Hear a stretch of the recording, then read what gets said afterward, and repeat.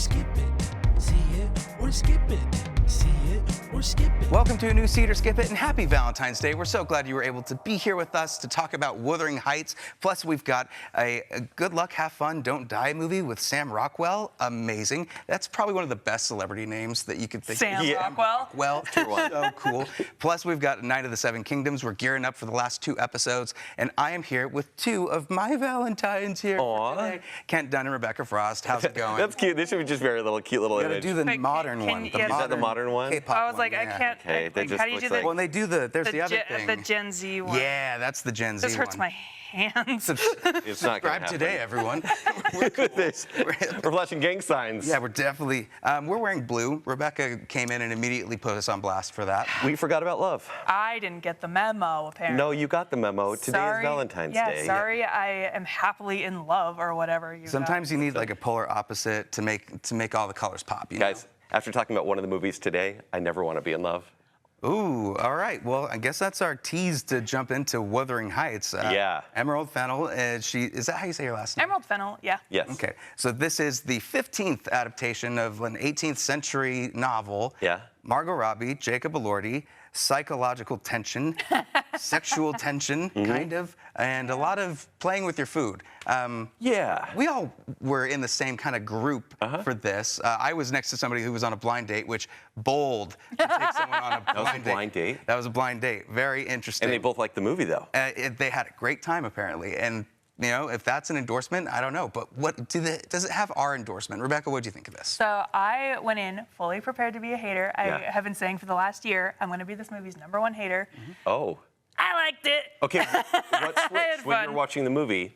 What changed from like at minute 10 when you're like, you know, actually I'm okay with this? I really like Emerald Fennell's style. I think I like that she has fun with framing and costuming, and is it historically inaccurate? Yeah, but I just here to have fun. And to me, it did feel like Margot Robbie and Jacob Elordi were in a high school production of Wuthering Heights and overacting, trying their best. Jacob Elordi, I think, was acting circles around everybody else. But because it did feel kind of bad, I was like, you know what? I'm actually having fun.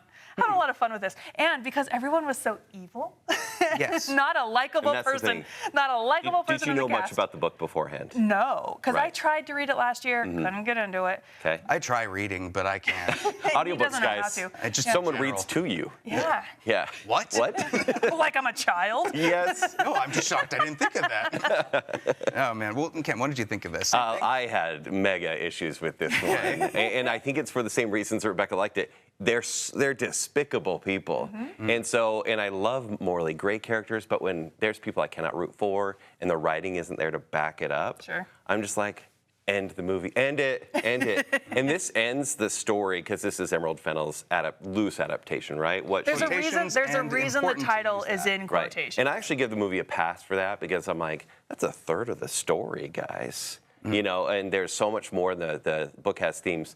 Obviously, in a 2-hour and 16-minute movie, you can't really go into that. But I thought there was no depth to it at all. Yeah. Okay. Yeah. Depth is one thing, and I do think the visuals do add so much to this. Like, if you didn't have the great, brilliant actually. set design, the Yeah. brilliant costume design, you wouldn't go very far. And I think our main 2 characters here were miscast. At the end of the day, Sure. they don't have good chemistry. It just didn't really work for me with them. I preferred the younger kids. Like, they were way more They were better and great. dynamic with what they were doing. Yes. The main issue to me with this is that it is style over substance. And once it goes to the 3rd act or so, I just was completely checked out. Yeah, The that's where I ending, was. It did bring it back, did get me a little bit with the emotion, but also, where do you go when you're only doing TikTok montages? And why does it feel like you can vertical scroll on this movie? It does have that vibe. I mean, in that way, every shot was a great picture. Yeah, Right? It's beautiful. But that's Emerald Fennell. Yes. It reminded me it's of true. Bo Burnham's the at-home thing, the inside. Yeah, inside. Yeah, where it's like lots of montages of pretty things. Like, that's where the purpose went. But there's substance to that. Yeah. Do you think maybe she should have geared this a little more romantic, or do you think her sensational this way was is her I think that romantic. was as Yeah. romantic as you could get. Okay. Without like changing For the her, story entirely. sure. But the problem is these 2 characters are incredibly unlikable, like you said. They don't feel in love through the whole thing. I don't even buy that they like each other. At the end, it almost feels like they're just trying to hurt each other with mean, no ulterior motives. Kind of, right? Like, that's definitely the vibe that I got early on in the movie, is these two people are not in love. One of them has superiority and possession over the other. Yeah. And then, you know, about halfway through the movie, that kind of flips, but there's a power struggle between them more than any kind of love, I think. They almost try to cutesify Jacob Elordi for a while, especially when, who is the supporting actress? Allison Oliver. She is a scene stealer. Yeah. she is. She was definitely the strongest for me, especially when Jacob Elordi and her. That moment, there was more charged energy than any of the times that him and Margot. yeah. Well, there is so much more character depth to her too, because she lives in this gilded cage, and then the second she gets to get away and experience something new, she gets weird, and Yeah. she likes it. Which, honestly, that's more of what I was So thinking much was gonna more happen. interesting. But Yeah. the rest felt so watered down for this director that I was hoping that there would be more. That's not to say that people who love the book might still enjoy this. I don't know who's like, I'm such a big fan. Yeah, I love depressing novels. Yeah. Hi. Yeah, No, truth. Emily Bronte fans are wringing their hands, clutching their pearls, Okay. really going into this movie already hating it. So, I mean, And you kind of have to distance yourself from that, right? Yeah. These are not two 19-year-old protagonists that are going to mess up their lives. yeah. It's Margot Robbie. And, Right. and like, there's character choices too. Like, Heathcliff in the novel is not a white man. Yeah.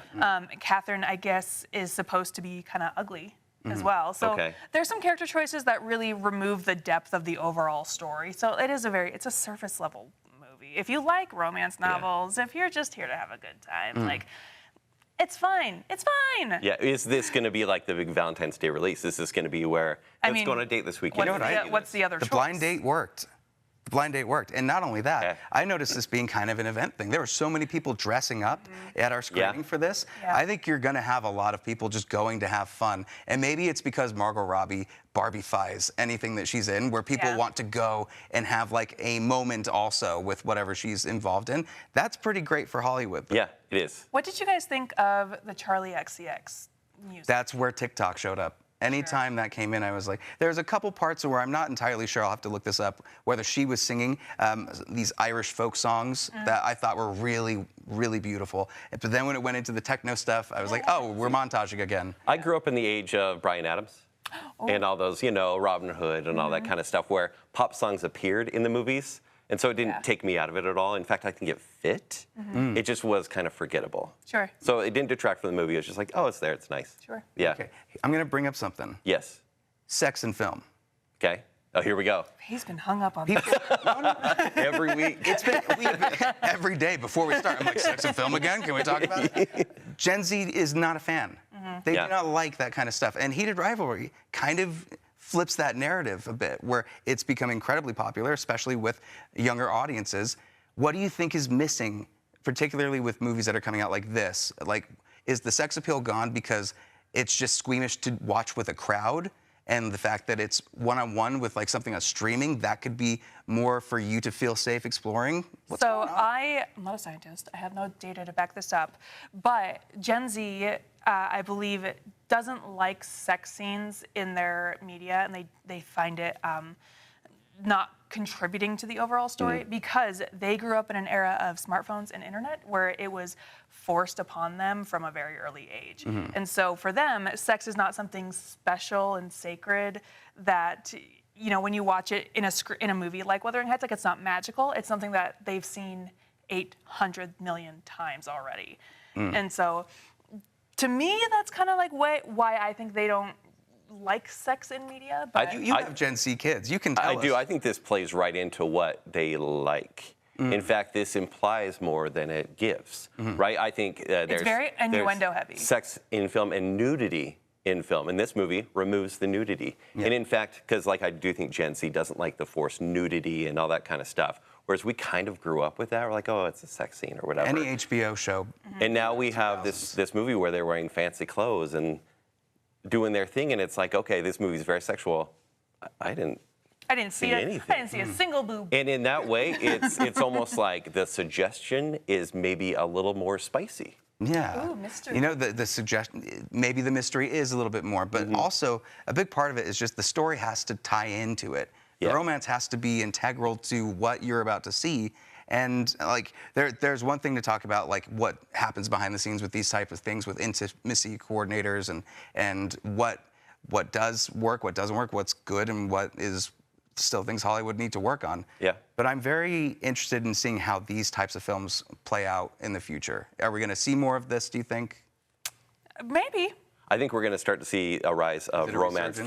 fantasy adaptations. This is definitely like catered towards the romantasy crowd. And those are all about the build, the anticipation. Yearning. That's what becomes attractive, not just like, hey, these guys like each other. Yep. You know, it takes some time. Yep. Well, overall, okay, Wuthering Heights, if it matches your freak and you're into messy people doing messy And things, skin walls? then it's a see Yeah. it. For me, I think it's a wait for it. I don't think it's necessarily one you need to run out and see this weekend. And there's much better romance films that you can watch this Valentine's Day. Kent? Skip it. I think see it. I just like the movies. Yeah, The gender divide. It's because I'm a lady. we're wearing blue. Oh man. Well, let's jump into this new Sam Rockwell film, which I knew nothing about. Good luck, have fun, don't die. This is a time traveler that's coming in to yell at Gen Z some more. Get off your phones. Enough of your stuff. And you guys ruined our lives with what you're doing, and we're gonna try to solve this in a diner with 7 randoms. But what's so clever is it's a homeless guy, right? Sam Rockwell walks in, he just looks like a vagrant coming in yelling at people, and you're like, why would I listen to you about the end of the world? I hear this every day in a diner. It's like if the Salt Lake Wizard came into a diner. Right. It was like, come on. Yeah, but then he starts like saying people's names Yes. and Yes. details about them. And basically saying, guys, Groundhog Day has been happening, and we're about to make it happen again and save the world from AI. Yeah. And it's a freaking blast. Yeah, you had fun with it. I had a lot of fun with it. It's weird. I love Gore Verbinski's films. I feel like he adds class and style to everything, even if it's a simple story. But this one is so off kilter that this will be one that I will watch repeatedly. Like at first when I finished, I'm like, I don't know about that. But the more and more I thought about it, the more I like it. Okay. Yeah. Very cool. To me, if you've watched Netflix Black Mirror, this movie is what Netflix Black Mirror wishes it could Yes. be. Yeah. Because it's very dystopian and dark, and the story kind of starts off Rashomon style, where you hear everybody else's previous experience leading up to Sam We see Rockwell. it cuts directly to huge chunks of the film. Yes. Just diverts. It's almost Yeah. like when I wasn't diagnosed with ADHD and I had to retell a story and I would just keep And going you're like, back and oh, wait, forth no, with okay, stuff. wait, so you do need context for this. Yeah. So, That's exactly what it felt like. The messages in all of those too. This heavy messages. Yes. oh, yeah. And I don't know if everyone's going to jump on board with those. And I don't know if you've seen interviews with Gore Verbinski, the director. He's very much like FAI. Like he made this movie specifically to be like, I hate the rise of AI. It does have its place in certain instances, but when it comes to art, absolutely not. Yeah. And this, the production company Briarcliff Entertainment, they were also doing a thing where you could fill out a form if you were affected by AI, like if you lost your job or were displaced because of AI, you could tell them your story and they would give you tickets to the movie. So that at least people... For a small promotional fee. so that some people could at least get something out of the AI revolution. Yeah. But here's the thing, it feels like a juvenile sort of 80s adventure. Yeah. Right? Where you're like, that is perfect to watch on a Saturday night when you got nothing else to do. Yeah, it's campy. It's campy. Yeah. It's a touch too long. It is Yes. a touch too I think long. an hour 45 would have been perfect Totally. runtime for it. But Sam Rockwell, it just oozes charisma. He is so Yeah. fun He's to just watch. good in everything And he he's hilarious in this. Right. Juno Temple is continuously showing that Yes. she is a leading actress that can be in films. It's not just Ted Lasso or The Dark Knight Rises. Yeah. She's doing a lot with this too, especially when it comes to like, she's lifting most of the emotional load for all of the movie. And once that thing switches, and we're not going to spoil too much about that, but it worked really well for me. She brings a very human element to the movie that I think is removed with all the other characters. Yeah. Yep, there's a It's lot. far more comical than, maybe dramatic. Yeah. Yeah.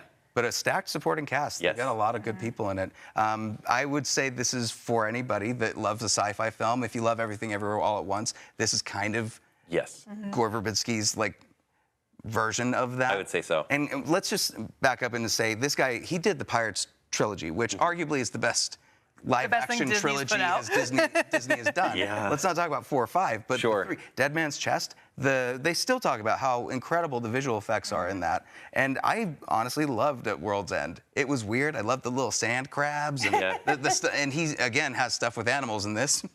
Yeah, that's true. Yeah. Yeah. Oh, man. Well, Rebecca, what would you say? Is this a see it? I think it's a see it.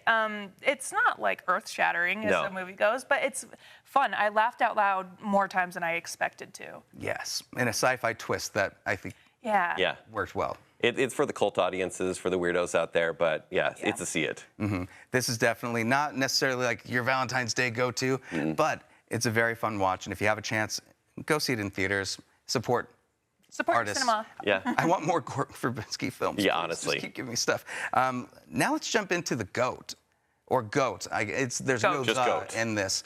Okay. This is from Stephen Curry. He was a producer on this. Yeah. Caleb McLaughlin from Stranger Things is leading the charge as this goat who is aspiring to greatness. He's looking at this it kind of like Zootopia world, but in sports, but done with like a K-pop Demon Hunters style of animation, which sign me up. I'm already interested. Yeah, because it's from Sony Pictures Animation. The art really reminded me of Teenage Mutant Ninja Turtles from a couple of years ago, like very much that same type of style. With the action-heavy stuff, totally. Yeah. So sell me on this. You didn't watch see it? I didn't see this one. Oh, Okay, it's cute. I know. Listen, it's formulaic, but Okay. the formula works on me every single time. This goat, he is good at basketball. He's always wanted to be good at rollerball. In the universe, it's called rollerball. Okay, sure. It's very video game. It is ish. video game. This is a basketball court, but maybe an earthquake will happen. And And the maybe things will get shit. stalactites are falling from the... Yeah, and there's vines all around the court. It's not like... It's like in the jungle. Yeah. But I love that. I appreciate this world more than the Zootopia world. Totally. And he wants to be a rollerball player, but he's little. And They call them medium. small. Small, and everybody else is big. So they've got like huge crocodiles, pandas, Everybody who plays rollerball is ginormous. Okay. like the Monstars. Yeah. But he's agile, maybe. Well, Okay. because he's been practicing. He's been like working. He's been doing the work, and he's a sneakerhead too. This movie has a lot for like sneakerheads, which was really cool. Absolutely. It's so coded for anybody that loves basketball. Oh, for sure. It's not just, it's going into details. Like, I don't think Space Jam would really talk about how great sneakers are. It would be way more about just, it's Michael Jordan. Look how great Michael Jordan is. But here, it's not necessarily about that. It's about the game and the sport. And so this one team has been losing. They're under threat of being sold. And so GOAT, what's his name? Will. I like just calling him Goat. That's Yeah. kinda fun. GOAT, GOAT. boy. He challenges one of the big main stars, main attraction, voiced by Aaron Pierre. Total evil, big horseman. Okay. And totally whoops his butt, goes viral because everybody's recording it.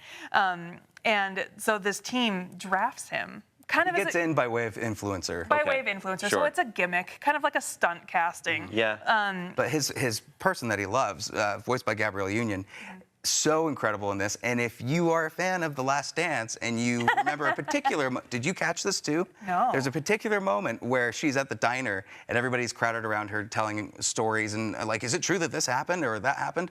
And she was like, well, yeah, I did definitely feel like I got sick and poisoned when I was there. And all I'll say is, the pizza delivery guy had this jersey on, and it was like an opposite team. What? If you watch The Last Dance, that's Utah. Oh, yeah. And they're specifically talking about, I'm not going to say the business, but they're talking about that specific place. Yeah. I was like, wow. If no one else catches that in this kid's movie, there's no reason they wouldn't have put that in other than, this is also for adults too. Yeah. But like ultimately, through the power of teamwork and friendship and believing in yourself, like the team comes together and they start winning games and you know, I'm crying at the end because Okay, that much. It's fun. Sony Animation, if they haven't marketed it, it's probably going to be good. I don't understand it, but that's kind of what's been happening. So you mentioned the animation, and it's a little bit like Mutant Mayhem. Does it change throughout, kind of like Sony's other movies, how there's like different styles shown not or effects? necessarily. Like Mitchell's versus the Machines, it kind of stays in. Okay, in so its it's same creative. It feels very fresh. creative. And this animation style I just like a lot. It's just good.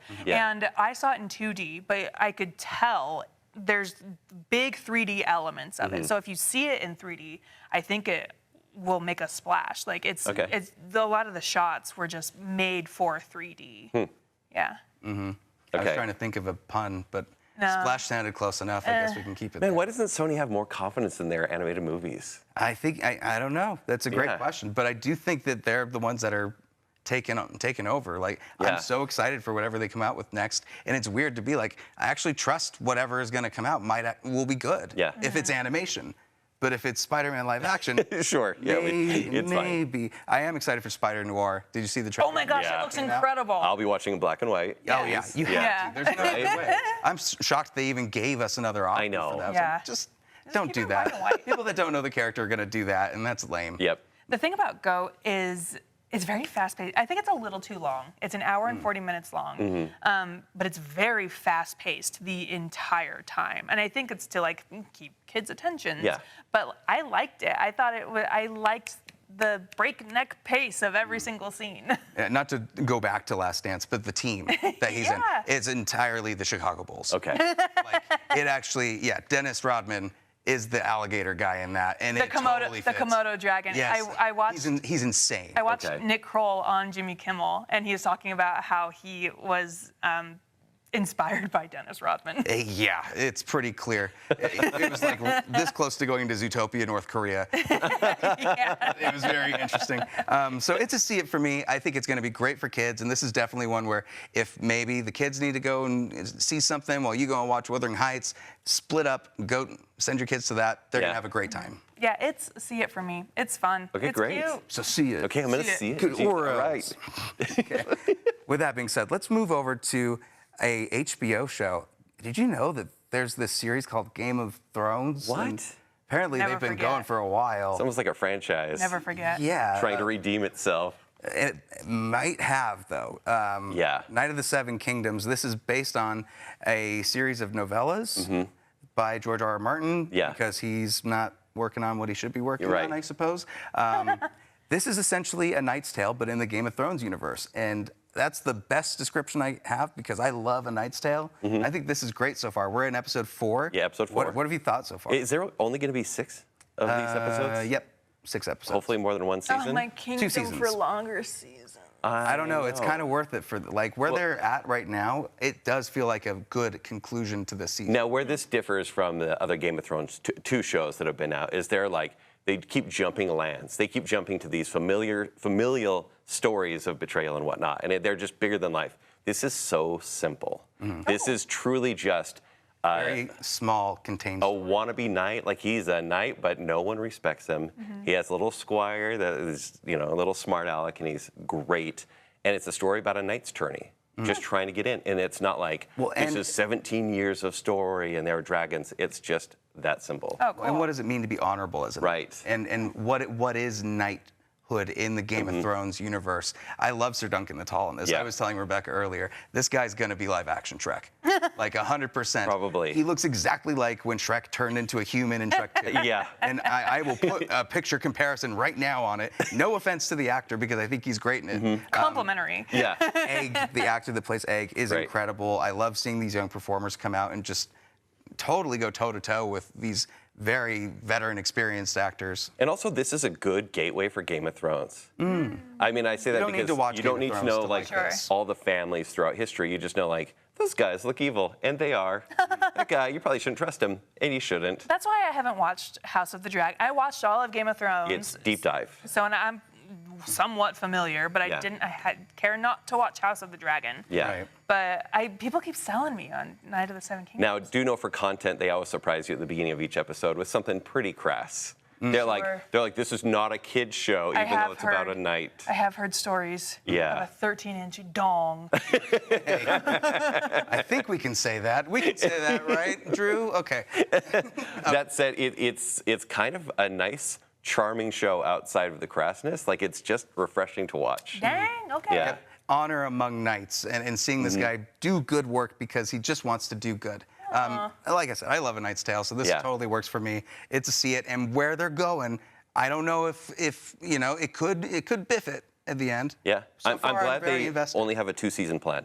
Like, I think it's a story that should end. And it's a story that's already finished. Yeah. There's a lot cool. of good things about this that make me excited for the future. But definitely go and check that out. The next episode is going to be this Sunday, so you have plenty of time to catch up with the 4 episodes before then. But before we go, let's do one quick Valentine's Day thing. I know we didn't dress up, but we can at least talk about what movie would you go to or watch on Valentine's Day. Doesn't have to necessarily be a romance. It could be an anti-romance.